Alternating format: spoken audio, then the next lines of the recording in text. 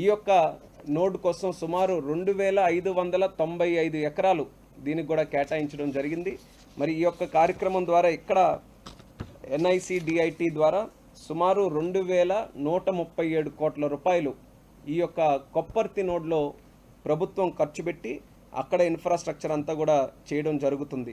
ఈ ఇన్ఫ్రాస్ట్రక్చర్ ద్వారా ఇక్కడ రావాల్సినటువంటి ఇండస్ట్రీస్ ఏదైతే మనకు కొప్పర్తి నోడ్ ఉందో అక్కడ renewable energy, engineering, chemical, metallic and non metallic, textile and auto components ఈ యొక్క మ్యానుఫ్యాక్చరింగ్ సెక్టర్ మీద దృష్టి పెట్టి ఇక్కడ ఈ 2137 కోట్ల రూపాయలు అక్కడ కావాల్సినటువంటి బేసిక్ ఇన్ఫ్రాస్ట్రక్చర్ ఆ నోడ్ డెవలప్మెంట్ కోసం మనం పెడితే సుమారు 8,860 కోట్ల రూపాయల వరకు ఇన్వెస్ట్మెంట్స్ ఇక్కడ వచ్చేటటువంటి పరిస్థితి ఇక్కడ ఏర్పడుతుంది. అలాగే సుమారు 54,500 వరకు కూడా ఎంప్లాయ్మెంట్ జనరేషన్ ఈ యొక్క నోడ్ ద్వారా ఇక్కడ క్రియేట్ అవుతుంది.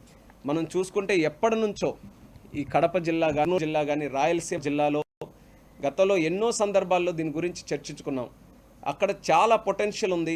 బెంగళూరు సమీపంలో ఉంటుంది, చెన్నై సమీపంలో ఉంటుంది, మరొక పక్కన హైదరాబాద్లో సమీపంలో ఉంటుంది. కానీ గతంలో పెద్ద ఎత్తున అక్కడ కార్యక్రమాలు చేయలేకపోవడం వల్ల ఆశించినటువంటి స్థాయిలో అభివృద్ధి జరగలేకపోయింది. కానీ ప్రభుత్వం, రాష్ట్ర ప్రభుత్వం, కేంద్ర ప్రభుత్వం ఇద్దరు కూడా కలిసికట్టుగా ఒక నిర్ణయం తీసుకొని ఈ 2 నోడ్స్ని కూడా సెలెక్ట్ చేసుకొని మంచి నిర్ణయంతో ఈరోజు క్యాబినెట్లో కూడా అప్రూవల్ తీసుకున్నాం.